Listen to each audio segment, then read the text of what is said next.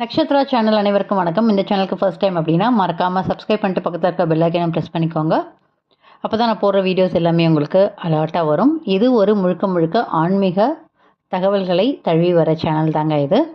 நிறைய கோவிலை பற்றி நம்ம பார்த்துட்டு வரோம். இன்றைக்கி காஞ்சிபுரத்தில் ஒரே நாளில் 15 திவ்ய தேசத்தை எப்படி தரிசிக்கலாம் அப்படிங்கிற ஒரு டூர் பிளான் மாதிரி தான் உங்களுக்கு இன்றைக்கி பதிவில் சொல்ல போகிறேன்.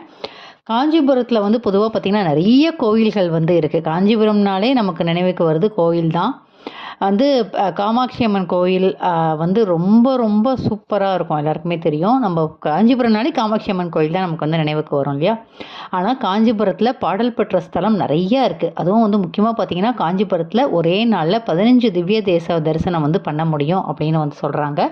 இதில் 14 காஞ்சிபுரத்துலேயும் ஒரே ஒன்று மட்டும் கொஞ்சம் காஞ்சிபுரத்துலேருந்து வெள்ளமும் இருக்குது அப்படின்னு சொல்கிறாங்க. அதை பற்றி டீட்டெயில்டாக என்னென்ன கோயில் அப்படிங்கிறத நம்ம பார்த்து தெரிஞ்சுக்கலாம். வாங்க வீடியோக்குள்ளே போகலாம். பொதுவாக தொண்டை நாட்டில் 22 திவ்ய தேசங்கள் இருக்குது அப்படின்னு சொல்கிறாங்க. இதில் பார்த்திங்கன்னா 14 திவ்ய தேசம் காஞ்சிபுரத்தில் இருக்குது. 15வது திவ்ய தேசம் காஞ்சிபுரத்துலேருந்து கொஞ்சம் தள்ளி திருப்புட்குழி அப்படிங்கிற சென்னை பெங்களூர் நெடுஞ்சாலையில் பாலு செட்டியார் சத்திரம் அருகே 12 கிலோமீட்டர் தொலைவில் அமைஞ்சிருக்கு.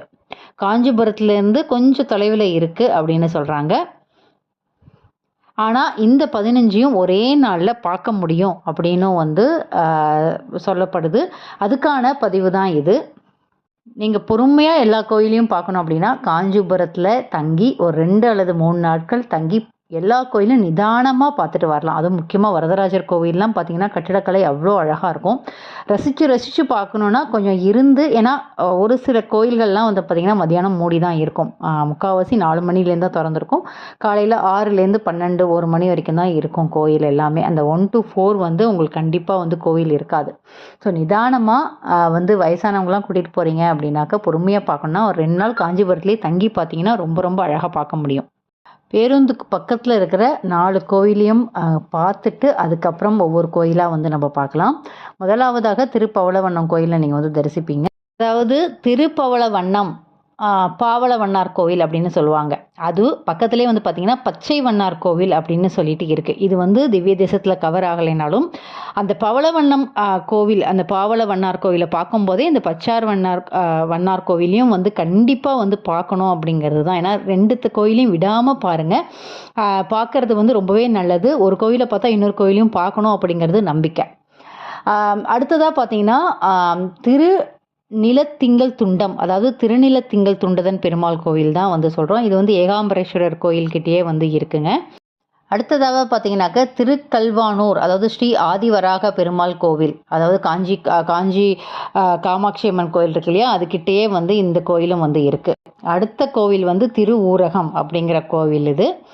இந்த கோயிலையும் நீங்கள் பார்த்துட்டு திருநீரகன் ஸ்ரீ ஜெகதீஸ்வரர் கோயிலை தான் அப்படி சொல்கிறாங்க. அந்த கோயிலும் நீங்கள் பார்க்கலாம். 7வதாக பார்த்திங்கன்னா ஸ்ரீ கருணாகர பெருமாள் கோவில். இது பார்த்திங்கன்னா திருக்கராகம் அப்படின்னு சொல்லுவாங்க. இந்த கோயில் பார்த்திங்கன்னா ஸ்ரீ கருணாகர பெருமாள் கோவில். அதுக்கப்புறம் ஸ்ரீ திருக்காவலர் கோவில். இது திருக்கார் வண்ணம் அப்படின்னு சொல்லுவாங்க. இந்த கடைசியாக சொன்ன இந்த 4 திருவூரகம், திருநீரகத்தான், திருக்கராகம், திருக்கார் வண்ணம், இது 4மே பார்த்தீங்கன்னா உலகளந்தா பெருமாள் கோவிலுக்கு போயிட்டீங்க அப்படின்னா அதோட வளாகத்திலே இந்த 4த்தையும் நீங்கள் கவர் பண்ணிட முடியும்.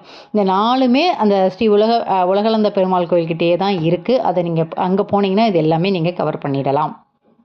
முடிச்சுட்டு நீங்கள் திரு பரமேஸ்வர விண்ணகரம், அதாவது ஸ்ரீ வைகுண்ட பெருமாள் கோவிலுக்கு நீங்கள் போவீங்க. அடுத்ததாக வரதராஜ பெருமாள் கோவில். ஏன்னா வரதராஜ பெருமாள் கோயிலில் எப்போதுமே கூட்டம் இருக்கும். பேருந்து கிட்டே இருக்கிற நான் மற்ற கோயிலெலாம் சொன்னேன் இல்லையா, அதெல்லாம் முடிச்சுட்டு நீங்கள் போனீங்கன்னா கூட்டம் கொஞ்சம் கம்மியாக எப்போ இருக்குமோ அப்போ போகலாம்.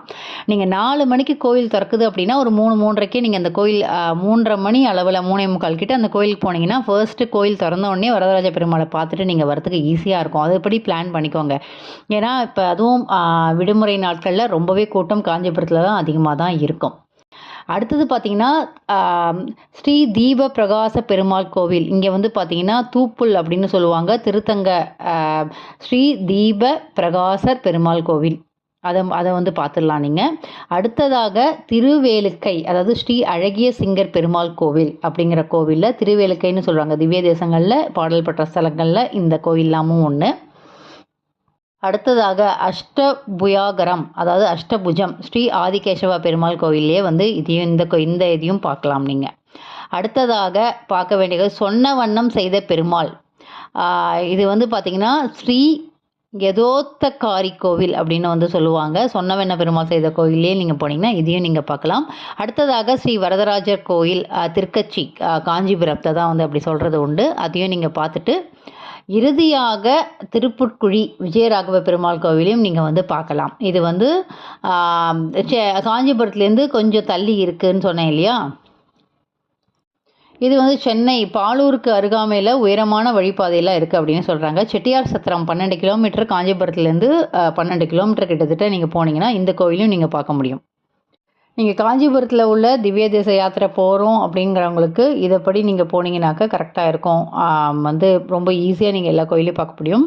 கிட்டத்தட்ட 14+1 15 கோயிலையும் நீங்கள் வந்து பார்க்கலாம். தொண்டை நாடு திவ்யதேசில் 22ல் 15ம் இந்த காஞ்சிபுரத்திலே வந்து அமைஞ்சிருக்கு. கண்டிப்பாக இந்த பதிவு வந்து உங்களுக்கு உபயோகரமாக இருக்கும் அப்படின்னு சொல்லிட்டு நம்புகிறேன். வேறு ஒரு அருமையான ஆன்மீக தகவல்களை உங்களை சந்திக்கிறேன். நன்றி, வணக்கம்.